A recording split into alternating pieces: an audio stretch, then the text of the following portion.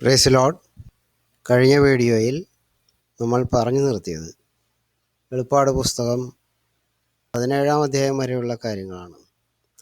ഇനിയിപ്പോൾ 18 മുതൽ നമുക്ക് തുടങ്ങാം. 18-ാം അധ്യായത്തിൽ ആദ്യത്തെ വാക്യം പറയുന്നത്, അനന്തരം ഞാൻ വലിയ അധികാരമുള്ള മറ്റൊരു ദൂതൻ സ്വർഗ്ഗത്തിൽ നിന്ന് ഇറങ്ങുന്നത് കണ്ടു. അവൻ്റെ തേജസ്സിനാൽ ഭൂമി പ്രകാശിച്ചു.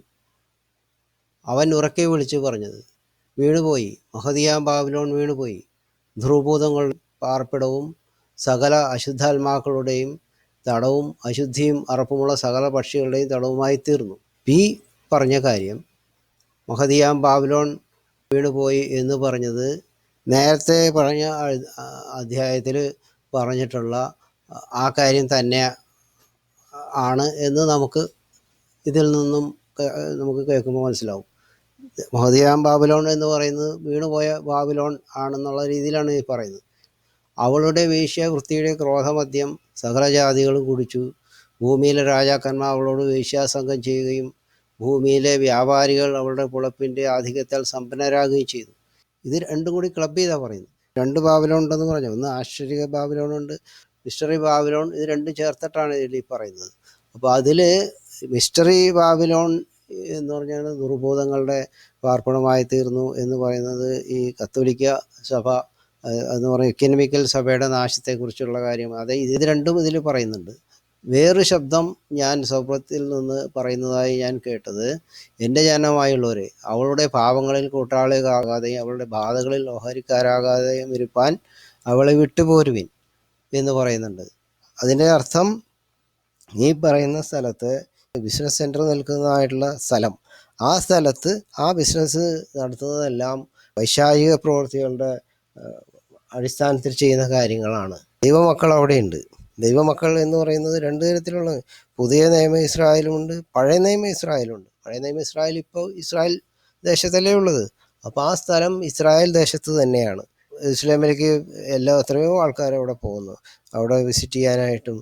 അത് തന്നെ അവിടെ താമസിക്കുന്ന ആൾക്കാരും ഒരുപിടി ദൈവത്തിൻ്റെ മക്കൾ അവിടെയുണ്ട്. അപ്പോൾ അവരോട് പറയുന്നതെന്ന് വെച്ചിട്ടുണ്ടെങ്കിൽ, ആ ദുഷ്ട പ്രവൃത്തികൾ അവർ ചെയ്യുന്നതിൻ്റെ വിഹിതം നമുക്ക് വേണ്ട, അവിടെ നിന്ന് മാറിപ്പോകണം എന്നാണ് ഇതിൽ പറയുന്നത്. ഇത് തന്നെ നമ്മൾ വെളിപ്പാട് പുസ്തകം 12-ാം അധ്യായത്തിൽ 2 വാക്യങ്ങളിൽ പറയുന്നുണ്ട്. അത് ആദ്യത്തെ 3.5 കൊല്ലം മരുഭൂമിയിലൊരു സ്ഥലത്തേക്ക് പോകണം. അത് കഴിഞ്ഞ് രണ്ടാമത്തെ 3.5 കൊല്ലം കുറച്ചും കൂടി സേഫായിട്ടുള്ള വേറൊരു സ്ഥലത്തേക്ക് പോകണം. അത് രണ്ടും പഴയ നിയമ പുതിയ നിയമ ഇസ്രായേലിൻ്റെ രക്ഷയ്ക്കായിട്ട് പറയുന്ന കാര്യങ്ങളാണ്. അതുപോലെയുള്ള സംഗതിയാണ് ഇവിടെ നടക്കേണ്ടത് എന്നാണ് പറയുന്നത്. അപ്പോൾ അതുകൊണ്ട് ദൈവജനം പാപപ്രവർത്തികളിൽ പങ്കാളികളാകരുത്. ആരാ ഈ പാപം ഈ ഇസ്ലാമിലും ഇസ്രായേലിലും ചെയ്യുന്നത്? അത് ഇസ്രായേൽക്കാർ തന്നെയാണ് ചെയ്യുന്നത്. ലോകത്തിലെ ഏറ്റവും വലിയ ഗേ ക്യാപിറ്റൽ എന്ന് പറയുന്നത് ഇസ്രായേലാണ്. കേരളത്തിൻ്റെ 2/3 ഏരിയ അതിനുള്ളൂ, അതിനേക്കാളും കുറവാണ്. അത്രയും ഏരിയ കുറവുള്ള ഈ സ്ഥലത്ത് ലോകത്തിലെ ഏറ്റവും വലിയ പാപപ്രവൃത്തി നടക്കുന്ന സ്ഥലമാണെന്ന് പറഞ്ഞാൽ ദൈവം അത് എത്രത്തോളം ശിക്ഷിക്കാതെ ഇരിക്കും? ശിക്ഷിക്കാതെ വിടില്ല. ദൈവം പാപത്തിന് ശിക്ഷ വിധിക്കുന്ന ദൈവമാണ്. അപ്പോൾ ആ പ്രവൃത്തി സോദോം ഗൊമോറയിൽ നടന്നതിനേക്കാൾ മോശമായിട്ടുള്ള നിലയിലാണ് ഇവിടെ ചെയ്യുന്നത്. അപ്പോൾ അതിനുള്ള ശിക്ഷ അവിടെ ഉണ്ട് എന്നാണ് അർത്ഥം. ഈ വ്യവസായവും ഈ ബിസിനസ്സും ഒക്കെ ആയിട്ട് ബന്ധപ്പെട്ടാണ് ആ കാര്യങ്ങളവിടെ ചെയ്യുന്നത്. അപ്പോൾ അവിടെ ദൈവമക്കൾ, അതായത് ദൈവത്തിനാൽ തിരഞ്ഞെടുക്കപ്പെട്ട ആൾക്കാർ അവിടെ നിൽക്കാൻ പാടില്ല എന്നാണ് ഇവിടെ പറയുന്നത്. സ്വർഗ്ഗത്തിൽ നിന്നൊരു ശബ്ദം കേട്ടതായിട്ട് പറയുന്നു. അവളുടെ പാപം ആകാശത്തോളം ഒന്നിച്ചിരിക്കുന്നു, അവളുടെ അകൃത്യം ദൈവം ഓർത്തിട്ടുണ്ട്. പഴയ നിയമത്തിൽ സോദോം ഗൊമോറയിൽ വന്ന ദോഷം എന്താ? അതുമാരത്തെ ദോഷമാണ് അവിടെ ചെയ്യുന്നത്. അതിന് ദൈവം ശിക്ഷിക്കുമെന്നാണ് പറയുന്നത്. അവൾ നിങ്ങൾക്ക് ചെയ്തതുപോലെ നിങ്ങൾ അവൾക്ക് പകരം ചെയ്യുവിൻ, അവളുടെ പ്രവൃത്തികൾക്ക് ഒത്തവണ്ണം അവൾക്ക് ഇരട്ടിച്ച് കൊടുപ്പിൻ, അവൾ കലക്കുന്ന പാനപാത്രത്തിൽ അവൾക്ക് ഇരട്ടി കലക്കി കൊടുപ്പിൻ. മനുഷ്യരെ കൊണ്ട് തന്നെ ദൈവം അത് ചെയ്യിക്കുന്നത്. അത് കഴിഞ്ഞിട്ട് അവൾ തന്നെത്താൻ മഹത്വപ്പെടുത്തി പുളച്ചെടുത്തോളം അവൾക്ക് പീഡയും ദുഃഖവും കൊടുപ്പിൻ. രാജ്ഞിയായിട്ട് ഞാൻ ഇരിക്കുന്നു, ഞാൻ വിധവയല്ല, ദുഃഖം കാണുകയില്ല എന്ന് അവൾ ഹൃദയം കൊണ്ട് പറയുന്നു.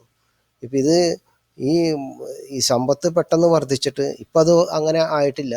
പെട്ടെന്ന് അവിടെ ഒരു വലിയൊരു ബിസിനസ് സെൻറ്റർ അവിടെ വന്നതിന് ശേഷം അവർ ഹൃദയം കൊണ്ട് അവർ അഹങ്കരിക്കുന്നതായിട്ടുള്ളൊരവസ്ഥ അവിടെ ഉണ്ടാവും. ഞങ്ങൾക്കിത് ഈ തരത്തിൽ ഇനിയും മുന്നോട്ട് പോകാം എന്നുള്ള രീതിയിലുള്ള ഒരു അവസ്ഥ അവർക്കുണ്ടാകും എന്നാണ് അതിൻ്റെ പറഞ്ഞതിൻ്റെ അർത്ഥം. ഇനി ആരും അവരെ ദ്രോഹിക്കാൻ ഒന്നിനും സാധിക്കില്ല. അവർ ആരെന്ത് ചെയ്താലും അവർക്ക് ജയിച്ചു കയറാനുള്ള കഴിവുണ്ട് എന്നുള്ളൊരു രീതിയിലുള്ള ഒരു അഹങ്കാരം അവരെ ഭരിക്കും എന്നാണ് ഇതിൽ പറയുന്നത്. അത് മൊത്തം മരണം, ദുഃഖം, ക്ഷാമം എന്നിങ്ങനെ അവളുടെ ബാധകൾ ഒരു ദിവസത്തിൽ തന്നെ വരും. അവളെ തീയിട്ട് ചുട്ടുകളയും. അവളെ ന്യായം വിധിച്ച ദൈവമായ കർത്താവ് ശക്തനല്ലോ. അതുകൊണ്ട് ഇങ്ങനെയുള്ള ദോഷങ്ങളെല്ലാം ഒരു ദിവസം തന്നെ വരും എന്നാണ് അത് കർത്താവ് പറയുന്നത്. പിന്നെ അവളോട് വേശ്യാസംഗം ചെയ്ത് കുളച്ചിരിക്കുന്ന ഭൂരാജാക്കന്മാർ അവളുടെ പീഡനനിമിത്തം ഭയപ്പെട്ട് ദൂരത്ത് നിന്നുകൊണ്ട് ദഹനത്തിൻ്റെ പുക കാണുമ്പോൾ അവളെ ചൊല്ലി കരഞ്ഞു മാറച്ചുകൊണ്ട്, അയ്യോ അയ്യോ മഹാനഗരമായ ബാബിലോനെ, വിലമേറിയ പട്ടണമേ, 1 മണിക്കൂർ കൊണ്ട് നിന്റെ ന്യായം വന്നല്ലോ എന്ന് പറയും. ഏത് മാലുമിയും ഓരോ ദിക്കിലേക്കും കപ്പലേറി പോകുന്ന ഇവനും കപ്പൽക്കാരും കടലിൽ തൊഴിൽ ചെയ്യുന്നവരൊക്കെയും ദൂരത്തുനിന്ന് അവളുടെ ദഹനത്തിൻ്റെ പുക കണ്ട് മഹാനഗരത്തോട് തുല്യമായ നഗരം എന്ന് നിലവിളിച്ചു പറഞ്ഞു. അപ്പോൾ ഇതായത് കടലിൻ്റെ അടുത്തുള്ളൊരു സ്ഥലമാണ്. ഈ പറഞ്ഞ സ്ഥലം ഇറാഖാണ്, ബാബിലോണാണ് എന്നൊക്കെ പറയുന്ന ആൾക്കാരുണ്ട്. നമുക്കതൊന്ന് നോക്കാം. ഇപ്പോൾ ഈ പാപപ്രവൃത്തികൾ നടക്കുന്നത് ജെറുസലേം കണ്ട ഇവിടെയാണ്, ഇത് ടെല്ലവീവാണ്. ഉണ്ടോ? ഇത് മെഡിറ്ററേനിയൻ സീയുടെ അരികത്ത് വരുന്നതായിട്ടുള്ള, അതിന് ഏറ്റവും കൂടുതൽ ആക്സസ് ഉള്ളൊരു സ്ഥലമാണിത്. അപ്പോൾ ഇവിടെ ഇരുന്ന ആൾക്കാർക്ക് ഇവിടെ നടക്കുന്ന ഈ വലിയ പുക എല്ലാം ഈ ദൈവം നശിപ്പിക്കുമ്പോൾ അവർക്ക് കാണാൻ പറ്റും. ഈ വലിയ ബിസിനസ് സെൻറ്ററിൻ്റെ നാശം ഇവിടെയുള്ളവർക്ക് കാണാൻ സാധിക്കുമെന്നാണ് പറയുന്നത്. അത് ഇറാഖല്ല. കാരണം ഇറാഖിനെ പറ്റി നോക്കി, ഇറാഖ് ഇവിടെയല്ലേ? ഈ ഇറാഖിൽ എവിടെ ഈ കടലുള്ളത്? ഇസ്രായേലിൻ്റെ സൈഡിലൂടെ കടൽ, ഇത് മൊത്തം ഇസ്രായേൽ ഇത്രയും ഭാഗം. അത് കഴിഞ്ഞിട്ട് ഈ ഇറാഖ് നോക്കിക്കഴിഞ്ഞ് ഇറാഖ് എവിടെയാണ്? ഇത് ഇത്രയും ഭാഗമാണ്. ഇത് കണ്ടോ, ഇതിൻ്റെ ഉള്ളിലുള്ളത്. അപ്പോൾ ഈ കടലിനോട് അടുത്ത് എത്ര സ്ഥലമുണ്ടുള്ളത്? ഒരു ചെറിയൊരു പോയിന്റ് മാത്രമേ ഉള്ളൂ. അതിൻ്റെ സെൻറ്റർ എന്ന് പറയുന്നത് ബാഗ്ദാദ്, മുസൂൾ എന്ന് പറയുന്നത് പഴയ നിയമത്തിലെ ഈ നിനവേ എന്നൊക്കെ പറയുന്ന സ്ഥലമില്ല, അതാണ് ഈ മൊസൂൾ എന്ന് പറയുന്നത്.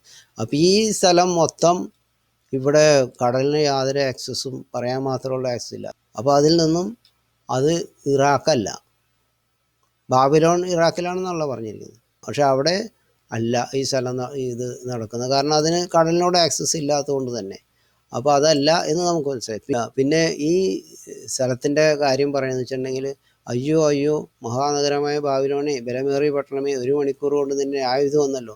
ഭൂമിയിലെ വ്യാപാരികൾ പൊന്ന്, വെള്ളി, രത്നം, മുത്ത്, നേരിയ തുണി, ധൂമ്രവസ്ത്രം, പട്ട്, കടഞ്ഞുവെപ്പ്, ചന്ദനത്തരങ്ങൾ, ആനക്കൊമ്പ് കൊണ്ടുള്ള സകലവിധ സാമാനങ്ങൾ, വിലയേറിയ മരവും പിച്ചളയും ഇരുമ്പും മറമരക്കല്ലും കൊണ്ടുള്ള ഓരോ സാമാനം, ലവംഗം, ഏലം, ധൂപവർഗം, മൂറ്, കുന്തിരുക്കം, വീഞ്ഞ്, എണ്ണ, നേരിയ മാവ്, ഗോതമ്പ്, കന്നുകാലി, ആട്, കുതിര, രഥം, മാംസദേഹം, മാംസപ്രാണൻ.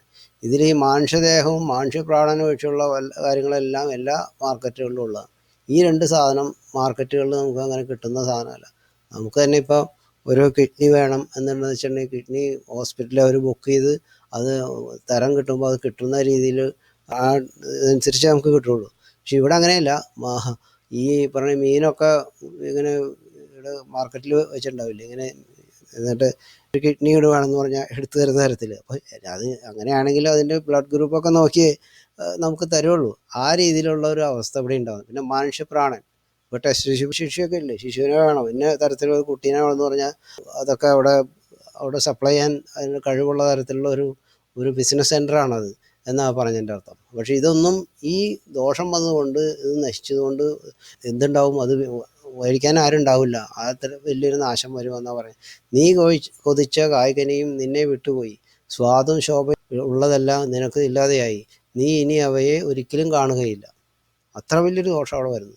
ഈ വക കൊണ്ട് വ്യാപാരം ചെയ്ത് അവളാൽ സമ്പന്നരായ അവൾക്കുള്ള പീഡ ഭയപ്പെട്ട് ദൂരത്ത് നിന്ന്, അയ്യോ അയ്യോ മഹാനഗരമേ, നേരിയ തുണിയും ധൂമവസ്ത്രവും കഴഞ്ഞുവെപ്പും ധരിച്ച് പൊന്നും രത്നവും മുത്തു കളഞ്ഞവളെ, ഇത്ര വലിയ സമ്പത്ത് 1 മണിക്കൂർ കൊണ്ട് നശിച്ചു പോയല്ലോ എന്ന് പറഞ്ഞ് കരഞ്ഞു ദുഃഖിക്കും. ഏത് മാലുമിയും ഓരോ ദിക്കിലേക്കും കപ്പലേറി പോകുന്ന ഏവനും കൽപ്പൽക്കാരും കടലിൽ തൊഴിൽ ചെയ്യുന്നവരൊക്കെയും ദൂരത്തു നിന്നുകൊണ്ട് അവളുടെ ദഹനത്തിൻ്റെ പുക കണ്ട് മഹാനഗരത്തോട് തുല്യമായ നഗരം ഏത് എന്ന് നിലവിളിച്ച് പറഞ്ഞ് തഴയിൽ പൂഴി വാരിയിട്ടും കൊണ്ട്, അയ്യോ അയ്യോ കടലിൽ കപ്പലുള്ളവർക്ക് എല്ലാം തൻ്റെ ഐശ്വര്യത്താൽ സമ്പത്ത് വർദ്ധിപ്പിച്ച മഹാനഗരം 1 മണിക്കൂർ കൊണ്ട് നശിച്ചു പോയല്ലോ എന്ന് പറഞ്ഞ് കരഞ്ഞു ദുഃഖിച്ചുകൊണ്ട് നിലവിളിച്ച്, സ്വർഗമേ, വിശുദ്ധരും അപ്പസ്തലന്മാരും പ്രവാചകന്മാരുമായുള്ളവരെ, ദൈവം അവളോട് നിങ്ങൾക്ക് വേണ്ടി പ്രതികാരം ചെയ്യാത്തതുകൊണ്ട് അവളെ ചൊല്ലി ആനന്ദിപ്പിൻ. ഇതിപ്പോൾ ഇതിലെന്താ പറയണേ?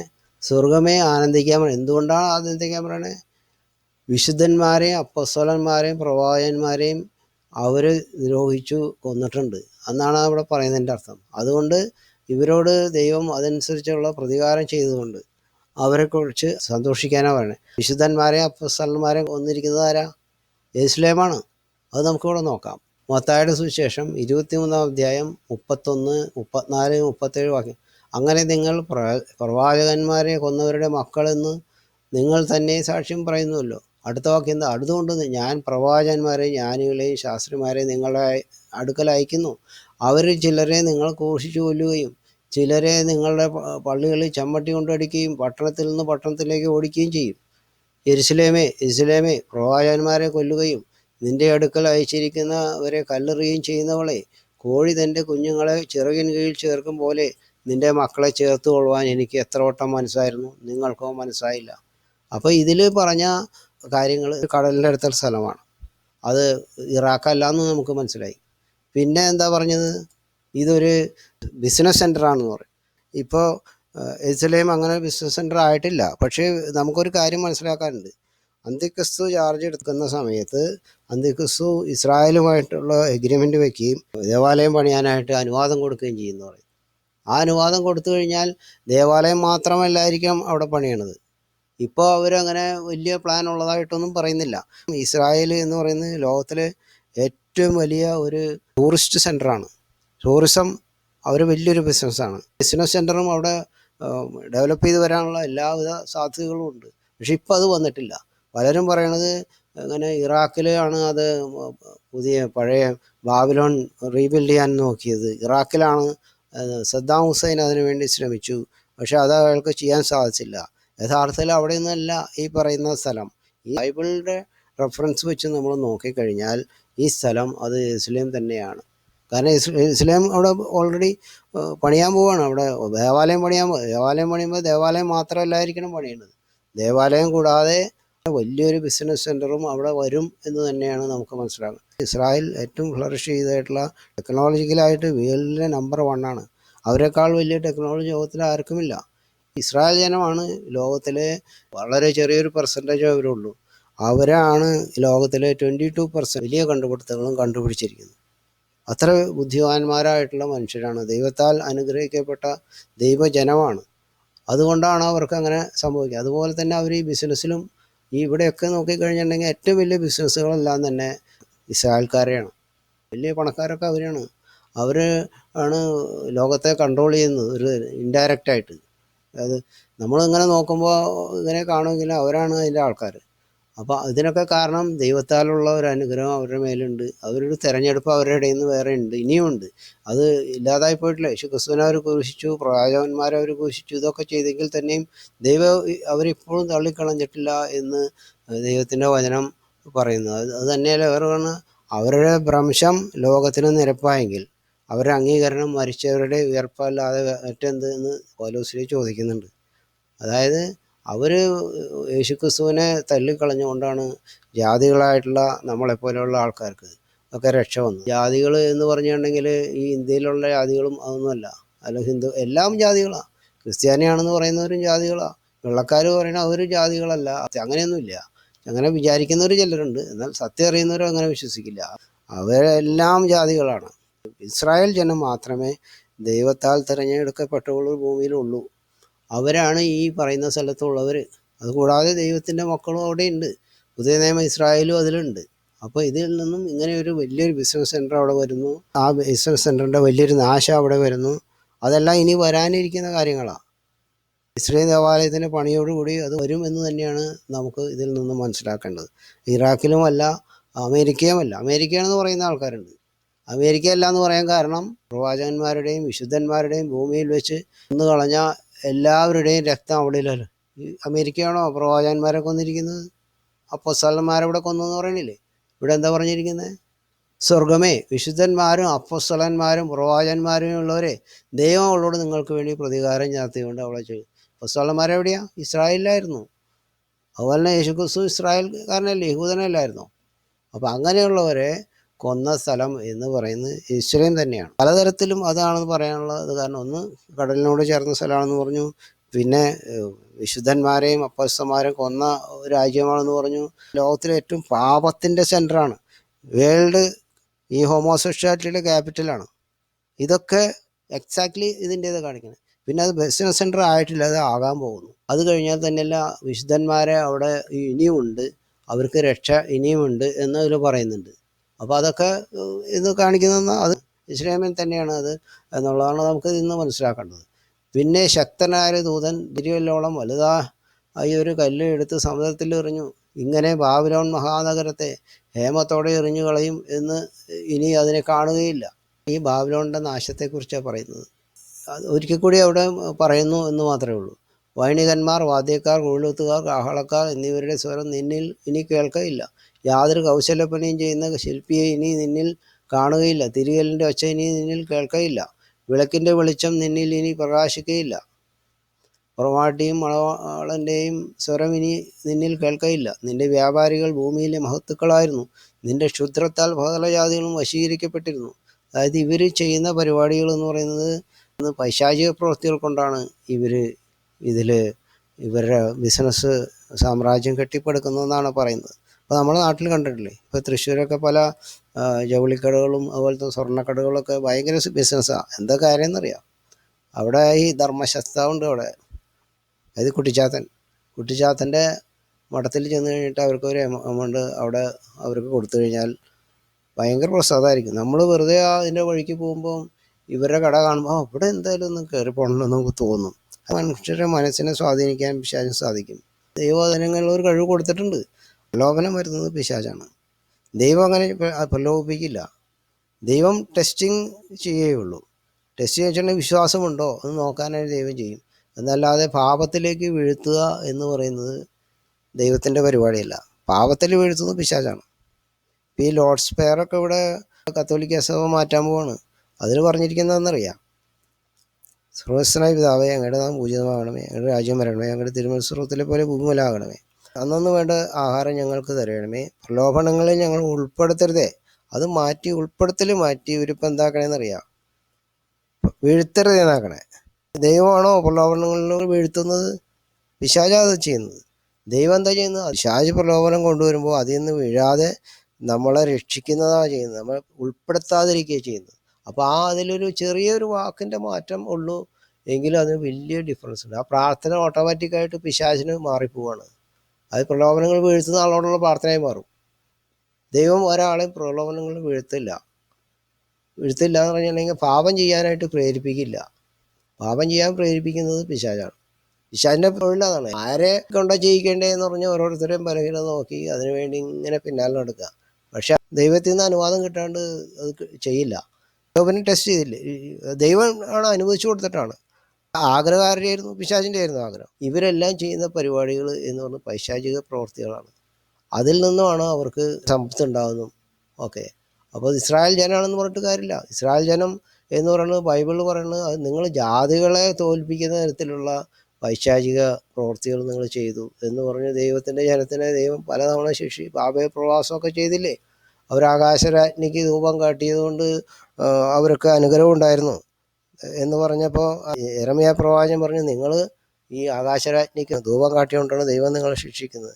നിങ്ങൾ നിങ്ങളുടെ രക്ഷകനായ ദൈവത്തെ മറന്ന് ഈ പൈശാചിക പ്രവർത്തികൾ ചെയ്യുന്നതുകൊണ്ടാണ് ദൈവം നിങ്ങളെ ശിക്ഷിക്കുന്നത്. ആ ദുഷ്ടപ്രവൃത്തി നിങ്ങൾ പിന്മാറുക, അപ്പോൾ നിങ്ങൾക്ക് അനുഗ്രഹം ഉണ്ടാകുമെന്ന് പറഞ്ഞിട്ട് അവർ കേൾക്കാൻ ആകാശരാജ്ഞിക്ക് ധൂപം കാട്ടിയ സമയത്ത് ഞങ്ങൾക്ക് എല്ലാം ഉണ്ടായിരുന്നു, ഇപ്പോൾ ഒന്നുമില്ല എന്നൊക്കെ പറഞ്ഞാൽ, അപ്പോൾ ജാതികളെക്കാൾ കഷ്ടമായിട്ടുള്ള രീതിയിലാണ് ഇസ്രായേൽ അവിടെ ചെയ്യുന്നത്. അത് അന്ന് ചെയ്തു, അത് ഇപ്പോഴും ചെയ്യുന്നുണ്ട്. അവർ ദൈവജനാണെന്ന് പറഞ്ഞിട്ട് കാര്യമില്ല. പക്ഷെ എന്നാൽ അതിൽ വളരെ നല്ല മനുഷ്യർ അതിൻ്റെ ഉള്ളിലുണ്ട്. അവരെ ദൈവം രക്ഷിക്കും. മനുഷ്യൻ്റെ ഇസ്രായേലിനെ രക്ഷിക്കുമെന്ന് ദൈവത്തിൻ്റെ വചനത്തിൽ പറയുന്നുണ്ട്. അതിപ്പോൾ അടുത്ത് വരുന്ന അധ്യായങ്ങളിൽ നമുക്കത് മനസ്സിലാവും. അങ്ങനെയാണ് ഈ ഇസ്രായേലിനെ, അതായത് ഈ ബാബിലോൺ നഗരത്തെ എറിഞ്ഞു കളഞ്ഞു എന്ന് പറയുന്നത്. വൈണികന്മാർ, വാദ്യക്കാർ, കൂലൂത്തുകാർ, കാഹളക്കാർ എന്നിവരുടെ സ്വരം ഇനി നിന്നിൽ കേൾക്കയില്ല. യാതൊരു കൗശലപ്പണിയും ചെയ്യുന്ന ഒരു ശില്പി ഇനി നിന്നിൽ കാണുകയില്ല. തിരികലിൻ്റെ ഒച്ച ഇനി നിന്നിൽ കേൾക്കയില്ല. വിളക്കിൻ്റെ വെളിച്ചം നിന്നിൽ പ്രകാശിക്കയില്ല. മണവാളൻ്റെയും സ്വരം ഇനി നിന്നിൽ കേൾക്കയില്ല. നിന്റെ വ്യാപാരികൾ ഭൂമിയിലെ മഹത്തുക്കളായിരുന്നു. നിന്റെ ക്ഷുദ്രത്താൽ സകല ജാതികളും വശിക്കും. ഈ ക്ഷുദ്രത്താലാണ് ഇത് ചെയ്തിരുന്നത് പറഞ്ഞത്. പിന്നെ അവസാന വാക്യം പറഞ്ഞത്, പ്രവാചകന്മാരുടെയും വിശുദ്ധന്മാരെയും ഭൂമിയിൽ വെച്ച് കൊന്നുകളഞ്ഞ എല്ലാവരുടെയും രക്തം അവളിലല്ലോ കണ്ടത്. അപ്പോൾ അതിൽ നിന്ന് നമുക്ക് മനസ്സിലായത് ഇത് അമേരിക്കയുമല്ല, ഇറാഖുമല്ല, വേറെ രാജ്യങ്ങളൊന്നുമല്ല, ഇത് ജെറുസലേം തന്നെയാണ്. ഒരു കാര്യം മാത്രമേ അതിലിപ്പോൾ നമുക്കതിൽ നടക്കാത്തതായിട്ട് ഇതിലിപ്പോൾ കാണുന്നുള്ളൂ. ജെറുസലേമിൻ്റെ ദേവാലയം പണിതോടടുപ്പിച്ച് വലിയൊരു ബിസിനസ് സെൻറ്റർ അവിടെ ഉണ്ടാകും എന്ന് ദൈവവചന പറയുന്നത്.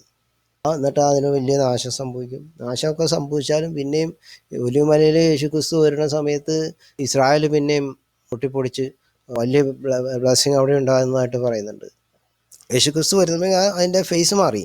യേശുക്രിസ്തു വരുമ്പോൾ പിന്നെ അവിടെ നിന്ന് അങ്ങോട്ട് 1000 ആണ്ട് വാഴ്ചയൊക്കെ തുടങ്ങുന്ന കാലം ഇത് അടുത്ത് വരെയാണ്. അങ്ങനെ വരുമ്പോൾ ഇത് മാറി.